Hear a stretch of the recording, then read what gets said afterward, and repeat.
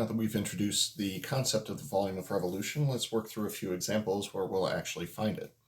For our first example, we're going to find the volume of revolution by taking the area that is contained by y equals e to the x, the x-axis, x equals 0 and x equals 2, and we're going to rotate that about the x-axis.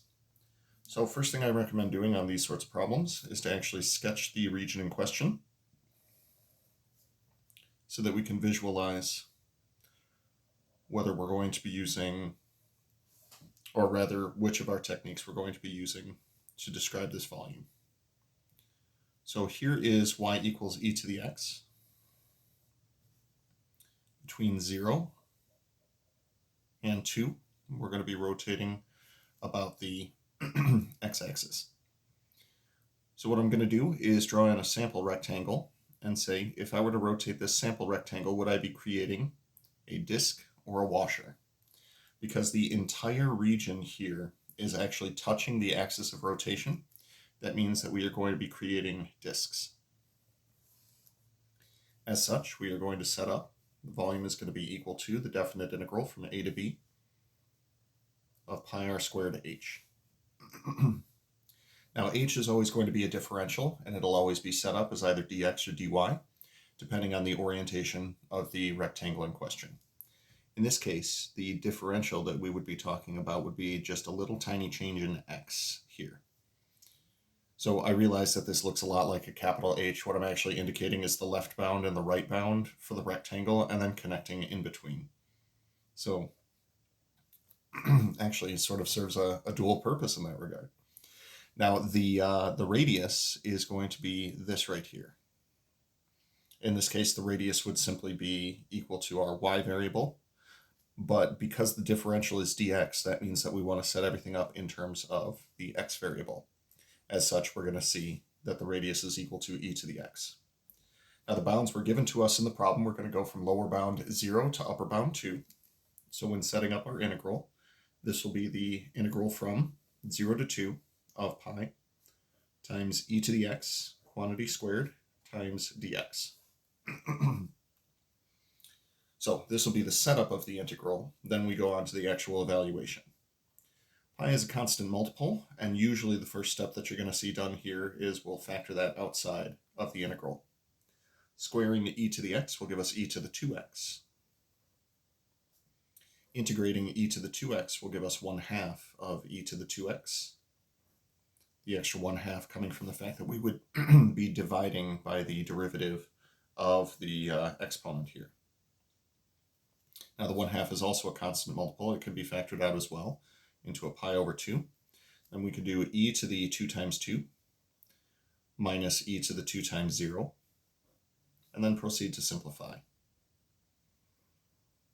So this will be pi times e to the 4th minus 1 all over 2. E to the 4th stays e to the 4th, e to the 0 becomes 1, and we put it up in the numerator because that's where that would go. Cool. Pretty straightforward example. Let's try out another one. On the back of the page, we have the area that is contained by y equals 2x minus x squared and the x-axis. We're going to rotate that about the x-axis. So once again, first thing we're going to do is sketch the region in question. Now this is a quadratic function, therefore it's going to be a parabola. Negative in front of the x squared means it's going to open downward. And if I were to set this equal to 0 to get the two x-intercepts, we would get intercepts at 0 as well as 2. This lets me know that the axis of symmetry is going to be right at the halfway point in between them at x equals 1. If I plug in x equals 1, I get y equals 1, as well as our two x-intercepts here. So we're going to see a nice parabola like so. So the region in question is going to be this region right here. Drawing in a sample rectangle anywhere within the interval, like so, we see that the sample rectangle does touch the axis of rotation. As a result, we will be using the method of disks. Now I did mention that in order to get our two intercepts here, which will be necessary for our integral, we had to set y equal to 0. Since 2x minus x squared is equal to 0, or factoring out a common factor of x, and then applying the factor theorem, we'll get x equals 0 and x equals 2 for our two intercepts. Those will be our values of a and b, respectively, when we set up our expression for the volume. Now with that in mind, if I were to take this sample rectangle and rotate it about the x-axis, as is indicated in the description of the problem, that means that this right here will refer to the height, and this right here will refer to the radius.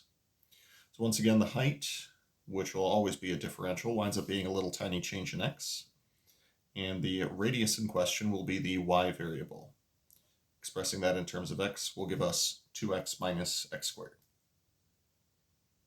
So with all of those things in mind, let's go ahead and toss them into our definite integral over here.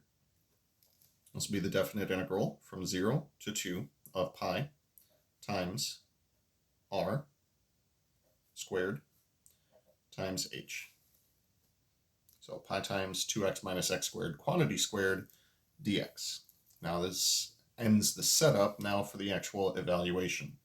Like we did for the last problem, we can take the pi outside of the integral. Then we need to simplify our square. We do so by squaring what's inside the parentheses. Second favorite four-letter F word, we will FOIL that to expand. And in its current form, we are ready to integrate term by term. Integrating term by term will give us 4/3 x cubed minus x raised to the 4th power plus 1/5 times x raised to the 5th power, going from lower bound 0 to upper bound 2. Plugging in the upper bound will give us 4/3 times 2 cubed minus 2 to the 4th power plus 1/5 of 2 raised to the 5th power.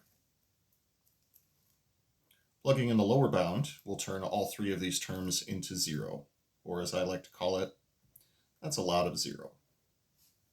Now at this point, you can simplify what's left here however you want. I think I know my preferred way to simplify what I see here.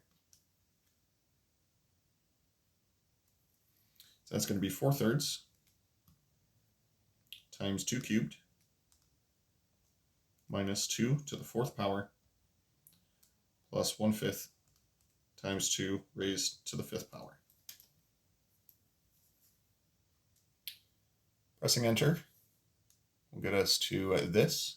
Pressing math followed by enter will express that in terms of a fraction.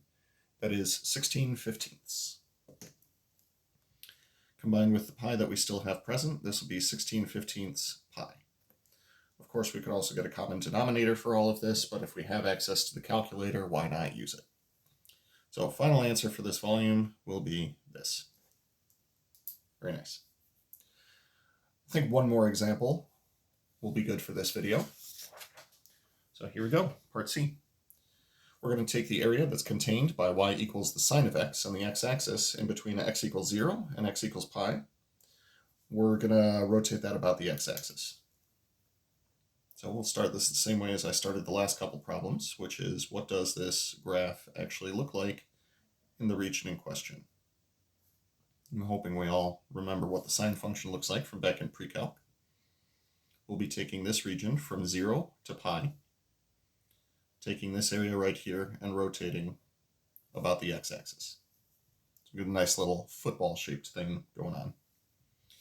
With that in mind, we'll draw in a sample rectangle. Sample rectangle will look just like this.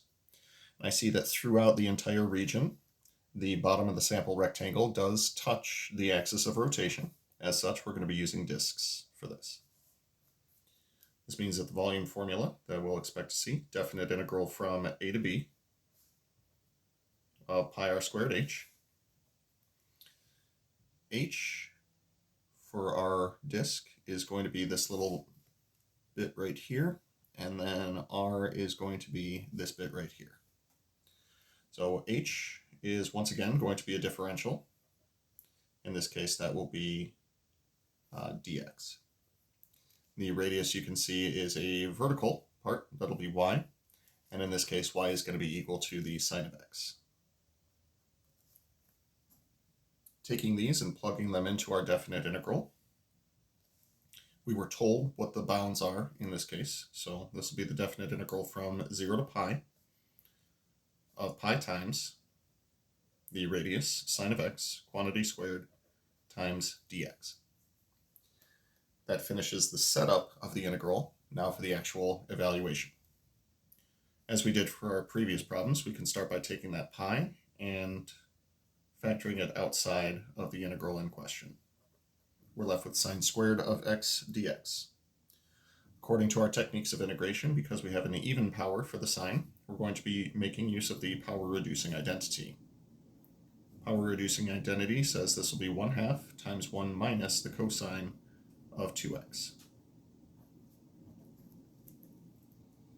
In this form, it'll be a little bit more straightforward to integrate. I can take the factor of 1/2 and pull that outside the integral as well.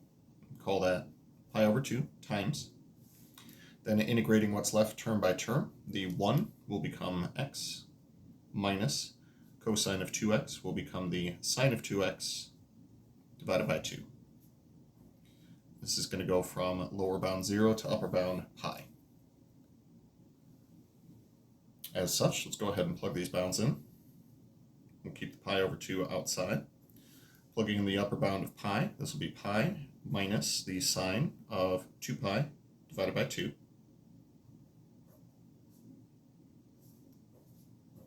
Minus, plugging in the lower bound of 0 is once again going to give us a lot of 0.